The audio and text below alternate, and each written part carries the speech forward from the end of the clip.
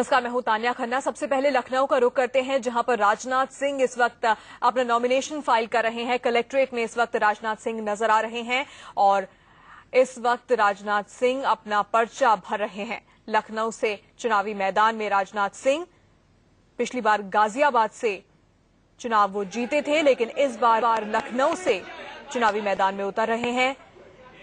अपने तमाम जो दस्तावेज हैं वो सौंपते हुए राजनाथ सिंह। और ये देखिए, कंधे पर जो इस वक्त आपको कपड़ा नजर आ रहा है, ये दरअसल अटल बिहारी वाजपेयी ने राजनाथ सिंह को भेजा है। अपने आशीर्वाद के साथ अपना अंग वस्त्र उन्हें भेजा है और इसी अंग वस्त्र के साथ कलेक्ट्रेट पहुंचे हैं राजनाथ सिंह।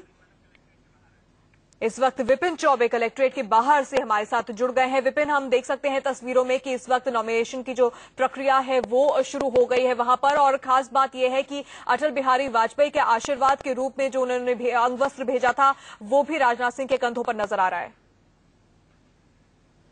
जी बिल्कुल, बीजेपी के राष्ट्रीय अध्यक्ष राजनाथ सिंह 11 बजे तकरीबन कलेक्ट्रेट में दाखिल हो चुके हैं। अटल जी के अंगवस्त्र यानी उनके आशीर्वाद के साथ और अटल की कर्मभूमि में आज वो अपना पहला नामांकन लखनऊ से दाखिल कर रहे हैं। और जैसा कि मैंने आपको पहले भी बताया कि वो अब आ चुके हैं कलेक्ट्रेट में। नामांकन की प्रक्रिया पूरी शुरू हो चुकी है और हमारे साथ बातचीत करने के लिए उनके बेटे पंकज सिंह, बीजेपी के राष्ट्रीय प्रदेश महामंत्री, वो मेरे साथ मौजूद है। पंकज, अंगवस्त्र और आशीर्वाद और तमाम नेताओं का साथ लेकर राजनाथ जी आ चुके हैं, क्या कहेंगे? नहीं, आदरणीय अटल बिहारी वाजपेयी जी के आशीर्वाद से ही वह जहां पर भी हैं आज निश्चित रूप से वहां पर हैं।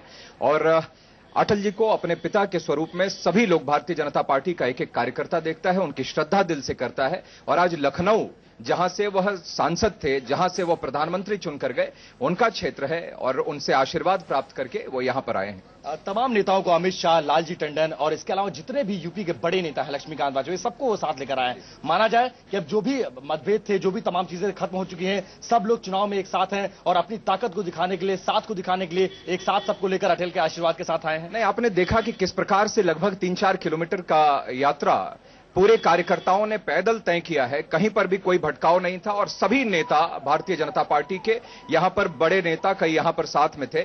और मैंने तो हमेशा बार बार हम सब लोगों ने कहा है कि भारतीय जनता पार्टी में कहीं कोई दिक्कत कभी थी ही नहीं।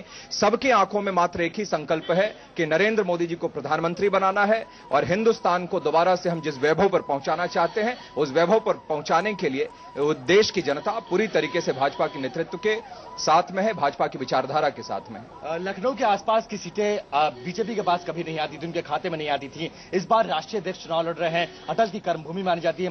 लगता है कि आसपास में भी इसका प्रभाव होगा। और जो एक वेव की बात कही जा रही थी, इस तरह का वेव कभी नहीं देखा गया है, चाहे वो अटल का युग हो, आडवाणी का युग हो। उस वेव में बीजेपी किस तरह फतह करती नजर आ रही है और खासकर उत्तर प्रदेश में कितनी सीटों पर आप लोग विजय हासिल करते हुए दिख रहे हैं? देखिए, एक बार भारतीय जनता पार्टी की वेव थी, आदरणीय अटल बिहारी वाजपेयी जी की वेव थी, तो हम सब लोगों ने 58 सीटें इस उत्तर प्रदेश से जीती हैं। और आज माननीय अटल बिहारी वाजपेयी जी के आशीर्वाद से आज पूरे जनता, हमारे देश भर के पूरी जनता हमारे साथ में है, कार्यकर्ताओं के बल पर। और आदरणीय नरेंद्र मोदी जी के नाम की जो लहर है, भाजपा के विचारधारा की जो लहर है, आज मुझे कोई शक नहीं है कि हम दोबारा से वैसा ही या उससे बेहतर परफॉर्मेंस, 58 सीटों से ऊपर का परफॉर्मेंस हम सब लोग दोहराएंगे। और सभी ओपिनियन पोल्स, कल भी एक चैनल ने एक ओपिनियन पोल दिखाया, 53 तक लोगों ने पहुंचाया है। और आगे अभी 1-2 फेजेस के चुनाव और हो जाने दीजिए, मैं पूरे विश्वास से मैं कहता हूं कि 53 से आगे जाएगा। और जिस दिन 16 मई को काउंटिंग होगी, उस दिन वो 58 से भी आगे, 60 से भी आगे जाएगा, मैं विश्वास के साथ कह सकता हूं। एक अंतिम सवाल चलते चलते, कल अमित शाह ने बिजनौर में कहा है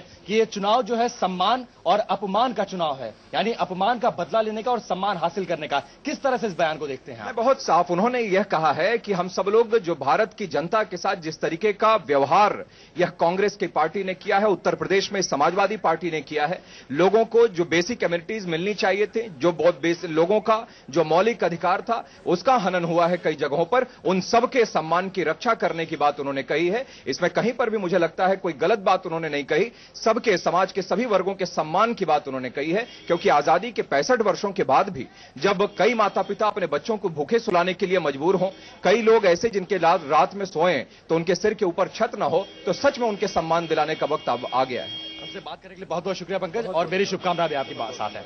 ये थे